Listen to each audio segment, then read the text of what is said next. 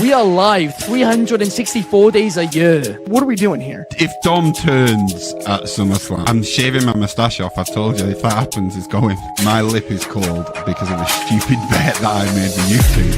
Oh, good. Wrestle's better than Daniel Bryan. Brian Daniels. Better than Okada. How do you not get 50 after Monday Night Raw? What is going on, everybody? We are back once again with another edition of Wrestling Republic's daily broadcast. It is Friday, September 26th. And not only are we back, but I'm back. I missed everybody. I haven't been here in a while. It feels nice. It feels like home. It technically, fundamentally speaking, is home for me. But that's neither here nor there. I had a blast. Shout out to Nashville Golf and Athletic Club as well as Carlton Woods Country Club in Houston for hosting me this week. It was a great time. Paul Banish, Jack Ireland, everybody there. But we got a show today to break down. I'm stoked. It's a news day type of deal here on a Friday. And I have the best crew in the game hanging out with me. First and foremost, let me send this one to the DMV. It's a Friday, not a Tuesday, but still get your twos up for the Tuesday Night Delight. It's Shoddy. It's been far too long, my friend. How you been? Yeah, bro. Welcome back, man. Good to have you back in the WR world. And all is good here, man. It's been a busy week for us in Wrestling Republic. There's been a lot going on in pro wrestling this week. And there is a lot to go on in pro wrestling this weekend. So I'm excited. I think I'm counting like 3 shows I'm probably going to watch in the next like 24 hours with TNA tonight. I mean, SmackDown, but most importantly, Stardom tonight. And then we got NXT tomorrow. So it's going to be a lovely weekend, bro. I mean, no doubt about that, Shoddy. But let's also introduce our other co-host for today. Let's stay over in that DMV area-ish. This is a man that owns a college. This is Aunt U. It's been far too long as well. What have you been up to and how you been? Man, what's going on, everybody? It's been fun. It's been fun around here, man. Staying busy. Like Shad said, there's so much wrestling going on. It's so much fun wrestling going on. The angles are getting good. NXT is kicking up super crazy. You got the TNA invasion. I can't wait for all of this to break down. We got NXT tomorrow. As Shoddy said, it's going to be full of surprises and enjoyment, and I can't wait to watch it. No doubt about it. We've got a lot of good stuff on tap here at WR. And thanks for holding down the fort while I was away, my friends. I mean, no doubt. We've already got a ton of comments. Let's start with, of course, what day it is from our good friend Zach Minger, which is National Pancake Day. I don't think I've had a pancake since I was like 14, only just because they just don't sit well with my stomach. Hey, but that's can I give a special shout out to Zach, because I saw him on the I was on the homie SP3's podcast this past Wednesday. yes. True Hill. He was on there too. Bruh is on every podcast letting us know which national day it is. And He's we in have for the to grind. know. He's in for the grind. I respect it. How else are we going to know? I respect it. We appreciate it. We've also got Numero 1 Superfly with Happy Friday, Wrestling Republic. Happy Friday. We've also got Fernando Zayas with Happy Friday, WR Crew. And then finally, Clark has come back. Yes, DCX Warlord. Thank you very much. And then Hendry has teased a match against Cena. Yep, you do never know. But there is only a few left. Speaking of retirements, though, not that we brought that up when it comes to Cena, but it is inevitable at this stage, it seems, unless my little organically created rumor is true. Let's talk about AJ Styles and his comments about potentially retiring in 2026. So this is from a 2025 September, which is now, interview with Tokyo Sports Interview. And he says, I will definitely retire within the next year. I don't want the fans to see me as anyone other than AJ Styles. That's the main reason. I've decided to retire before my body can no longer move. He stated his goal is to retire in 2026 before turning 50 to preserve his legacy and to avoid becoming a wrestler who is a shell of his former self. Shoddy, I'm going to go to you out of the gates on this one. I get it from AJ, but it does still feel right this second like he's got a lot left in the tank. But hey, nobody knows themselves better than AJ Styles. So talk to me about this one, Shoddy. Yeah, honestly, man, this is going to be something sad to see. I mean, I've been a fan of AJ Styles for quite a while. I remember discovering AJ Styles from the beginning of the early TNA days when I was a middle schooler, and to be a grown man now and to see him, like you mentioned, going into his 50s, from watching him in his early 20s, it's crazy to see. But I respect it, man. This is a guy who's given a lot to the wrestling industry across so many promotions, across so many regions. So many fan bases have had the pleasure of being able to see him from WCW to TNA to New Japan to Ring of Honor to WWE. I mean, he's left a mark on every single promotion that he's been a part of, damn near. And for him to, go off on his own accord, go off healthy, with a clean mindset, I can respect it. I can't argue that with the man himself. As a fan, selfishly, I wonder if this is going to be the last hurrah. I need him to get the send off that he deserves. This is a guy who has given us countless amount of classic matches, and I want to see him at the ability that he still can, because he can still wrestle at a pretty high caliber. Go out there and display why he's one of the best professional wrestlers of all time. Why he's maybe next to Shawn Michaels, one of the greatest in-ring competitors that I've ever seen with my two eyes. A showman, and that's what I'm hoping. If it's going to be this last year with the WWE when his contract runs out, that is something that I hope that they do the due diligence and give him something that us as fans can appreciate, and something that he's well deserved of.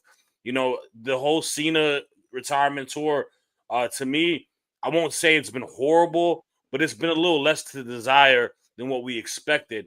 And that's a little bit of my worry, because I don't think WWE has knocked it out the park with retirement matches, whatever it may be. Maybe since Undertaker, who ironically wrestled AJ Styles in the Boneyard match. But with Cena, obviously everything with Goldberg in his last match, people haven't really been super stoked or excited how the rollout has been. So that's my big fear.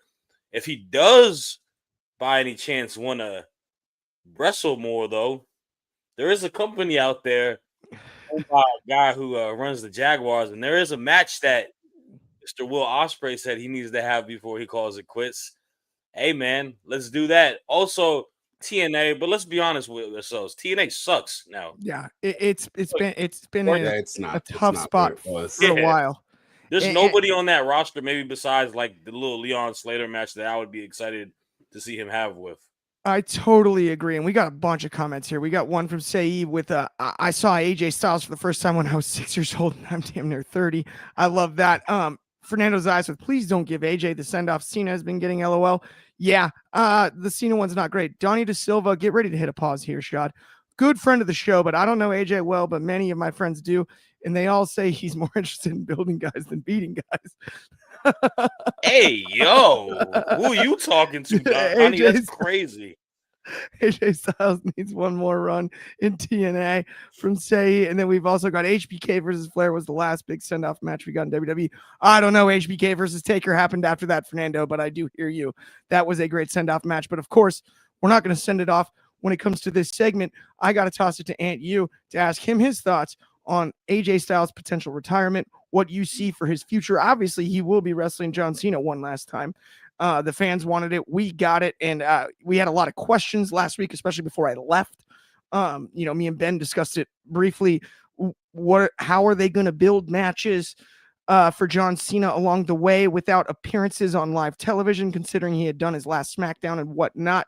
This was an easy way here because AJ and John builds itself. But with these comments from AJ, it does also muddy the waters. What do you think, ain't you? Yeah, man. So I know it's our job to sit here and discuss all these things. And I think sometimes with that, we build ourselves up to a point to where we put too much on these people. And I think that's what we did with Cena. We heard about Cena's last run, and we started building all the dream matches that we wanted to have with it. And I think we're just a little let down from our own accord. So with the AJ one,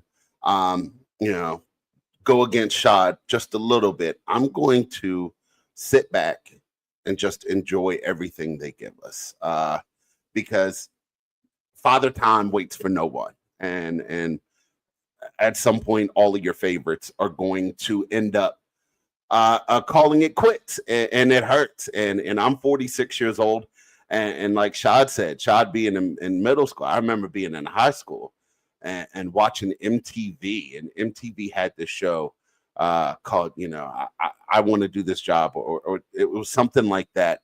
And this girl wanted to be a professional wrestler, and they had AJ Styles on the show. And his interactions with her right there made me love AJ Styles to the fullest. I knew who he was. I'd watched him a little bit in TNA, but I fell in love with AJ right there. Teaching, just taking time and teaching this young lady, bumps and how to come off the top rope and just all that crazy stuff. And then I think it's easy to say that this man has had the best theme music out of every single one of his theme songs are a banger. I don't know if he has a lot to do with that or what, but every song is so good. So I'm going to sit back and I'm going to enjoy this last year we got with AJ and everything they give him.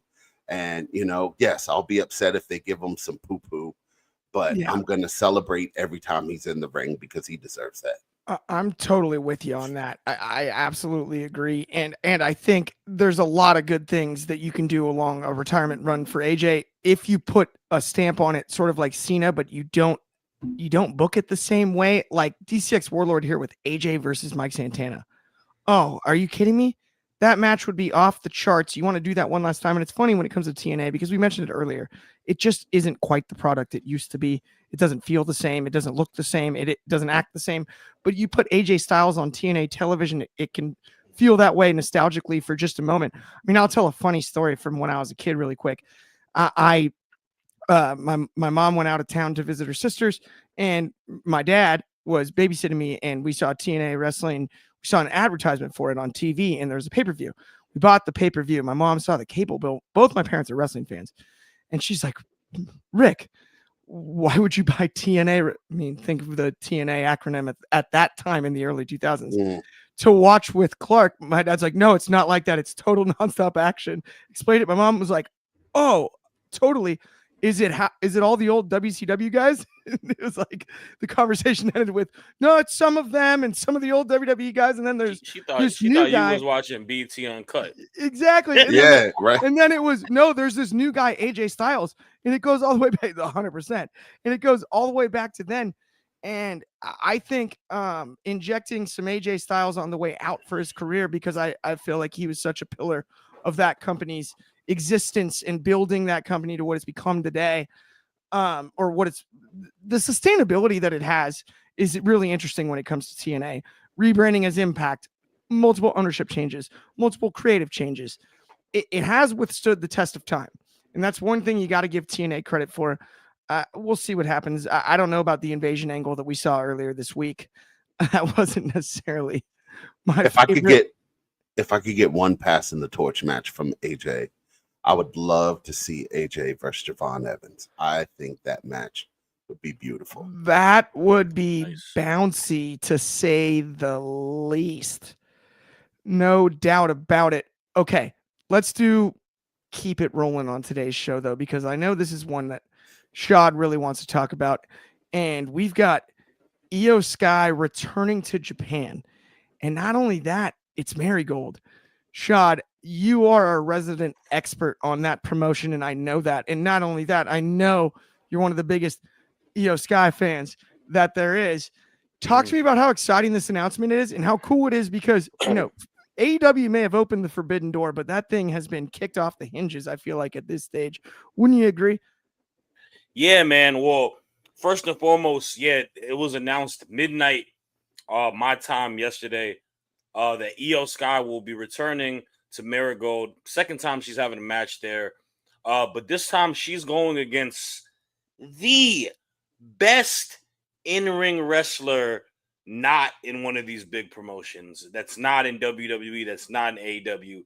And that is a familiar foe. That is Mayu Iwatani. These are two women that have such a rich history with each other over a decade, tied to stardom. They used to be tag team partners. They've had a lot of incredible matches against each other out in stardom. and they are going to face off once again. And to me, this is a huge moment for that alone, man. These are two of the best Joshi wrestlers of all time. These are two of the best wrestlers currently in pro wrestling, and they're going to have an opportunity to just tear the roof down like they always do, man. If you watch their match from 2016, if you watch their match from 2018, there's nothing short but excellence. There's nothing short of physicality, speed, high flying, storytelling, the whole nine, man. They paint a beautiful picture. And me personally, I'm super excited to me because I can already pencil this in on my ballot for match of the year without even it happening yet. Like, I just know that they're going to deliver something so marvelous. And this is the beauty of WWE opening up its doors and working with these promotions like they are doing with TNA, like they've been doing with Pro Wrestling Noah, and like they've done with Marigold. Io wrestled last year in Marigold against Utami Hayashishita, which was an incredible match. And yeah, this is something that means a lot to her, and it means so much to Mayu. Mayu was in Stardom for the longest time. She jumped ship to join Marigold with Rossi, and she said it at the press conference. One of the big reasons she wanted to come to Marigold is have the opportunity to have a match with Io. So to me, man, this is like incredible. This is kind of a last hurrah towards the end of the year where we're trying to put our votes for who the women's wrestler of the year is. Like, both of them can put themselves in a very key position, and this is going to be a very, very special match. And I highly recommend all fans who who only watch the WWE or only watch AEW, to potentially open up their palette and see what other wrestlers. We talk about women's wrestling so much. These are promotions out there that have full women's promotions, and they're having cards that are super stellar. Like, I'm so excited tomorrow or tonight to watch the Stardom card. It's going to be so dope, man. So I'm excited for it. I made a whole reel on my personal page to talk about it. It's going to be so badass, man. I'm hyped. I can't wait, dude. And I'm glad you hyped us up like that too. Like, honest to goodness, I had 4 plane flights this week, man. And I read a History of New Japan Wrestling book that came out in 2015 that I hadn't read yet. And it doesn't include much actually about Joshi wrestling, unfortunately, but understand what it means to the fans in Japan and all of that. And to have Io Sky involved in this match, that means so much, all of that. And it stylistically fits Io Sky. Understanding that fan base and all of that, this could be a women's match of the year potential candidate. I think absolutely. And Mayu, we know can go. Yeah. It's the matchup, man. It's like she's going against someone who is at the top of the food chain in women's wrestling. Like, that's the other thing too. Like, you can't, like, Mayu is neck and neck with Io as an in-ring competitor, in my opinion. Right. Like, they're both fantastic. And it's also one of those that's kind of a dream matchup. You can't play it in the video game. You got to go to community creations to find Mayu. You know what I mean? And we didn't know this was gonna happen too. Like, after Io left Stardom to come to NXT WWE, we would never think this would happen. Like, absolutely, so this is 8 years almost in the making, and we're getting it. It's a classic. Put it on the poster situation shot. Yeah, I'm 100% with you. And like, sincerely, it's one of those I'm going to go out of my way to watch this weekend at least, because even Donnie said that WWE must be doing this strictly to help out Ogawa, and as a face to Io. To me, the risk outweighs the benefits. There is a risk, and that's fine. You can hold that opinion, right? That is absolutely fine. I think it's a worthy risk because the payoff is bigger than the worst case scenario here. Mm-hmm. And I would trust Io as much as anybody to deliver upon this without question. It's such a subtle way. It's such a subtle way to introduce the casuals to Marigold Wrestling, and how the fans in Japan react to the matches, right? Like, all the things that Io does here in the States, like when Io hits her big uppercut, she gives that primal scream, that loud scream. Like, casuals here don't understand it, but that's how the Joshi style wrestling is, with the with the loud screams and the crowd reaction. So I think it's going to do the same thing for Marigold that the Triple R stuff did for the casual fans here. They see and it. even They're for going to see Lucha it. Libre, yeah. I Yeah. think that's a very good call, actually. I mean, and even as a part, like obviously they don't Not own even actually, just I think it Marigold, is. but I would even say that why don't you like utilize some of this roster and bring them over to the WWE side and let them work maybe like NXT or something like that, right? Like you wanna get people in position and really work, man. Have them wrestle some Joshis out there. Well, I'm with that too. uh, Go ahead, Ant. Sorry. to answer Donnie's comment, I Yeah. just think with Io losing to Stephanie Vaquer, and I think the more the focal point is going to be now with Asuka, Asuka and Rhea, Asuka and Stephanie, and stuff like that. I don't think there is a downside, and even if Io does get hurt, which knock on wood, pray that she doesn't. Payoff thing, bro. Like it's pro Yeah. wrestling. Like she wants to wrestle some of the best people in the world. Like that. Come on, bro. Like I think the payoff is exciting. It also brings her into a different. It brings her back to a fan base that's always supported her, and it's a crossover thing for WWE as well. Yeah, because WWE's presence in Japan isn't exactly the same. But at this point, my friends, we got to pay some bills really quick. And first and foremost, I want you to check out my buddy's coffee stuff. Barista, it's small batch organic coffee created through excellence, authenticity, and unforgettable moments. Head to barista.com. Check it out. You're going to love it. It's really fresh stuff. It's not the Keurig stuff that you normally get. If you're going to a coffee shop, it's more affordable. You're going to dig it. Not only that, they have sweet merch and a sweet logo, so check that out. And while I'm up asking you for favors, subscribe to our second channel, Wrestling Republic Undercard, for exclusive videos, clips, and more short-form content, easier to swallow than this. But let's head to our third segment. And this afternoon, evening, morning, I feel like I'm quoting Drizzy on this one, guys. Depends on where you are geographically, though. Who's going to leave SmackDown as women's champ? We've got a triple threat in the making here. Talk to me about this one, Aunt You, and remind me who's in the match because my notes have too much wordiness in them. So tonight's women's SmackDown match, you got champion Tiffany Stratton versus Jade Cargill versus Nia Jax. It's a huge match. I thought this match should have been on WrestlePalooza, but with it not being on WrestlePalooza, I definitely see Tiffany Stratton retaining her title. There's going to be, they're treating her like that underdog title run. It's getting a little stale to me, but she always finds a way to come out on top. But she's not looking any stronger for it. I think Tiffany's run should be complete, but they have a lot of stock in her, and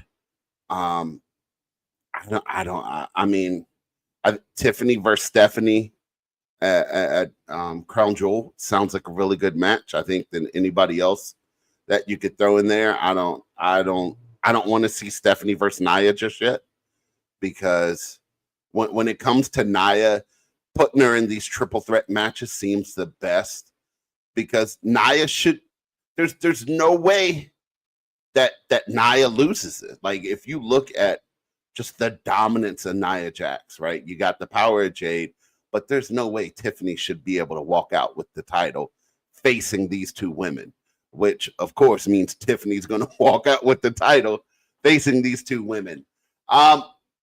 It's going to be a good match. There's going to be some silly spot in it, I'm sure, but yeah, I see Tiffany retaining. I'd love to see someone else come out with it. I'd love to see the reign of Nia again, because Nia has gone out and she has lost so much weight, and she looks good and she's wrestling better. I'd love to see Nia get another reign, but I'm with you on that. And even Donnie echoes that sentiment. He said, please put Jax over. I'm with it, actually, this time. As much as I've been the biggest Jade advocate possible, there's no doubt, but Stephanie versus Nia is gnarly. And Donnie's ahead of me here on this one. He said the same thing. That's the other thing. Shad, you and I over on Tuesday nights covered Vaquer's rise. basically to this moment. And I'm not sure Vaquer Jade isn't too, I don't want to say risky, but that it could be too over criticized. It's too early for that. Jackson, her experience makes more sense to me. And I almost hate how much that affects the way that I view this matchup. But I do want to get your thoughts on it because, like I said, you and I have covered this entire rise of Stephanie Vaquer, and this deeply affects who her next opponent is. I mean, yeah, I think the crown jewel match kind of puts a lot of things into position. Jade to me is the one who I would say doesn't have a chance to win this match because of that. Because you run yourself into an issue if you book Jade and Vaquer, because both of those women are heavily protected. You know, they're both prominent figures that they put a lot of stock into, and they want to keep them strong as hell. To me, it's a fall girl is either Naya's the fall girl or Naya overcomes and beats Tiffany. But I mean, I'll be honest with you, bro. I don't have a high level of interest in this triple threat match or the SmackDown Women's Championship in general. They haven't given me anything to necessarily care for. It's been a revolving door amongst these three women, and it's kind of been, you know, redundant, and it hasn't really been enjoyable. As much of a big Tiffany Stratton fan that I am, obviously, y'all see the intro, what I said. Her title reign has been a lot of less to desire, and it's just the honest truth. I mean, she's got accolades, she's got big matches that she's won, she's got the days numbered, but when this title reign is done, I don't think a lot of people are going to go back and remember a lot besides maybe the stuff that shouldn't be remembered, like the stuff between her and Flair that was more off of a promo exchange rather than a match. And that's kind of an unfortunate thing. So for me, I don't know. I think Tiffany will retain just because I don't see an avenue of a direction of Nia being champ for them. And I don't think they're ready to put it on Jade. I think they're just going to kind of let her hold the belt till they kind of figure out what happens. Yeah, I hear you there. I mean, I feel like this was supposed to be for Jade, though. I feel like this was supposed to be for Jade. If Naomi had never, if Naomi's situation hadn't have occurred, getting Jade versus Naomi both being champions in Perth, I thought would have been an insane match because the last time they wrestled, it was so good. The last time those two wrestled, I mean, Jade won, but Naomi made Jade look way better than she has in any other match. There's definitely, I agree, there's a level of chemistry between her and Naomi that's a little different. It's going to be interesting. I do think Stephanie and Tiffany for Tiffany, I think Stephanie is the perfect opponent to get a great match out of, because I think Stephanie Vaquer's ring IQ is one of the best on that roster. She's able to wheel out a good match with damn near anybody with so many different type of styles and wrestlers. I mean, she can have a classic with any of those three given the opportunity. So, like, if we're talking about, you know, a quality match at Crown Jewel, I don't think there's going to be a wrong answer with any of those three. I think all three women are great to solid enough workers, and you add them in a match with Stephanie, I think that only elevates it a little bit more. For sure. But also, I feel like it's time we move on to our main event because we can talk about this for quite some time, my friends. Let's talk about what Santino Marella said. During an interview with Lucha Libre Online, Marella said that when TNA lands a big TV deal, they'll be the second biggest promotion in North America. He said, we believed in ourselves and now we have the audience size that feels right. And we deliver every time. Every time we've had a sold out crowd, we've never not had a good show. We've never wasted an opportunity. And Lowell, Massachusetts, Bound for Glory is going to be another one. We're going to capitalize on that audience. He also added that they're going to, with a TV deal, beat out AEW. I have talked about this immensely. And I'm going to go ahead and go first on this one, my friends, because here's what I got to say. The Tennessee Titans entered this year's NFL season and said the same thing. We're going to beat everybody, and they're 0-3.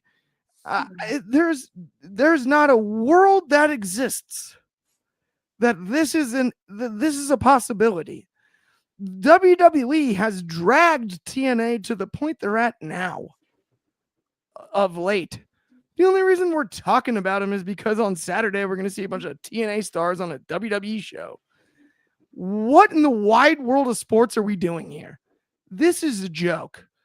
AEW is not getting caught by TNA. Stop it. Knock it off. Bless you, Santino Marella. I love you. I hope this was said in character, but in private, when there's whispers about this, you tell the truth, because I'm not buying it for a second. I'm going to go to you first, Aunt You, on this. Is there any scenario where TNA is the second biggest promotion in North America over AEW? Or am I mean, maybe I'm wrong. I don't know. Am I wrong or am I right? So while you were sitting there and you were giving your opinion on it, I called my man Dr. Strange, and he looked at 15,239,342 different scenarios. And no, there's not one where it can happen. Not one. They had they had an opportunity to blow up and put the belt on Mike Santana in New York, and they didn't do it. And I feel like, and we've talked about that multiple times, that would have been a huge event for TNA.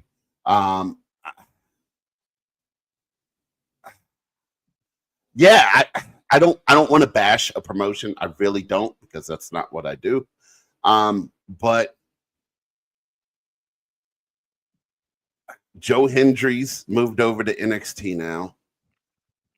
Moose looks like, Black Donatello, and he's getting older. And their women's champion is under investigation. They've got a lot that they've got to figure out now before they start making statements like that. Nah, I don't know. I don't know what else to say about that. It's tough, man. It's tough to talk about. It's not Donatello. Donatello's a good one. Moose looks like Donatello. Oh no, my God. He do. That's funny. That's funny. Starting to see it. Yeah. And then I love this. We got Sei in the comments with, it's good to have confidence, but let's not be delusional, people. TNA can't even something good to have confidence, but let's not be delusional. And then you're nowhere near the second biggest promotion. I get that. Donnie, clearly a TNA fan here. I have no issue with what Santino said. He should say those things, and he should believe in his company. I couldn't agree more. Cam Ward said the same things for the Titans. And then TNA has benefited from the Cam WWE Ward said he partnership. had the best receiving room in the NFL. Yeah, they're on fire these days. TNA has benefited. The Colts, they got beat by Daniel Jones. TNA has been, they got the brakes beat off of them. TNA has benefited from the WWE partnership, but their booking has been better for quite some time, and their product is a lot of fun to watch. That's up for debate. That's for a different show, not today's. Here's a better question. What are the metrics that would make you believe they're competing with TNA? Is it a TV ratings because AEW numbers aren't insurmountable?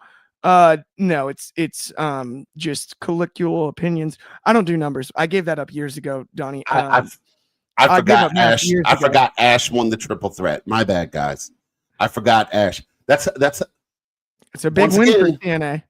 Once again, she's under investigation of being a fraud. That's all. Yeah, she's always been under investigation. And then we've got new, not friend of the show, but member of the team, the Atomic Merp here.